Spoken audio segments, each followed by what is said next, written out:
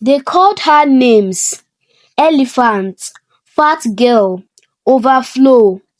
They laughed when she walked, when she danced, when she squeezed into a seat made for slimmer girls. But through it all, Fumilayo smiled. Not the smile of someone who didn't hear, but the smile of someone who chose not to shrink. Born in the heart of Ibadan, Fumilayo was big from childhood. Her cheeks were round like the moonlight. Her arms jiggled when she waved. Her legs rubbed together when she walked. And when she laughed, it was thunder and sunshine. But the world had other plans. At school, other girls called her Mama Tank. At home, her auntie whispered, "She's already this big at 12. What will happen at 30?" Fumilayo heard it all: the whispers, the giggles, the judgment hiding behind concern. Even her own mother once said, "You'll be prettier if you just lost some weight." But there was something deep inside Fumilayo, a fire that refused to be dimmed. At 15, she wrote in her journal, "They may not like my size, but I will never hate myself. My body is not a curse, it is my calling." In university, things didn't get easier. Group assignments: no one wanted to partner with the big girl. Public speaking: they laughed when she stood up to present. But Fumilayo did what she always did: stood tall, spoke loud, and smiled wide. She joined the debate team, not because she wanted attention, but because her voice was too powerful to waste. Her first debate, the crowd stared. By the end, they stood and clapped. One boy whispered, "She speaks like a queen," and from that moment, Fumilayo knew her voice would be her weapon. After school, while others scrambled for jobs, Fumilayo started recording videos. She would sit in front of her curtain, backdrop, face glowing, and say things like, "Dear girl, your weight is not a prayer point. You are not unfinished. You are not too much."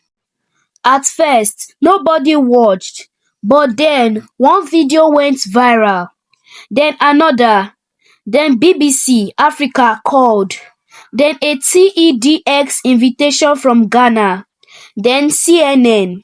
She stood on stages around the world, dark-skinned, full-bodied, bold-lipped Fumilayo, telling the world, "I was never too big. Your box was just too small." And then came David, a white man from the USA, blue eyes, teacher, widower. He heard her speak at a conference in Chicago. She was on stage, commanding the room. He was in the front row, completely stunned. After her talk, he walked up to her with a nervous grin. "Excuse me, Miss Fumilayo," he stammered. "You made me cry, and I haven't cried since my wife passed." She blinked. "That means your soul heard me." They sat, they spoke, they connected like twin roots from distant tree. Love grew, not fast, but firm. He visited Nigeria, ate amala with trembling hands, met her skeptical uncles. He proposed in a sunflower garden in Cape Town. Fumilayo married in a gold and burgundy gown that flowed like royalty. People screamed, "Nawa o, she found love before all the slim girls." She smiled. It wasn't luck. It was knowing I was worthy before they agreed. Years passed. Fumilayo and David had 3 children, 2 boys and a girl.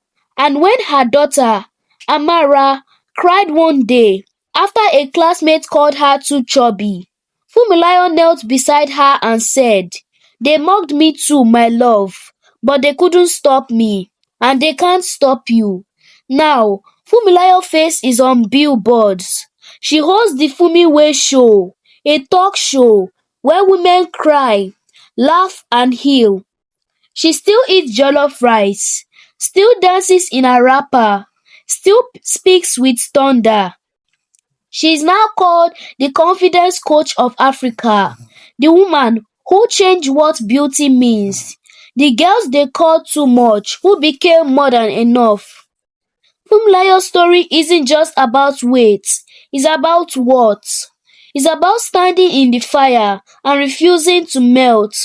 It's about being called too much and deciding that's a compliment. The moral lesson for this story is that your worth is not measured by size, confidence, purpose, and love. Love comes when you accept yourself before the world does. This is the end of this story. If you enjoyed it, give us a thumbs up and share with your friends. Subscribe and hit the bell for updates. Let us know where you are watching us from in the comments.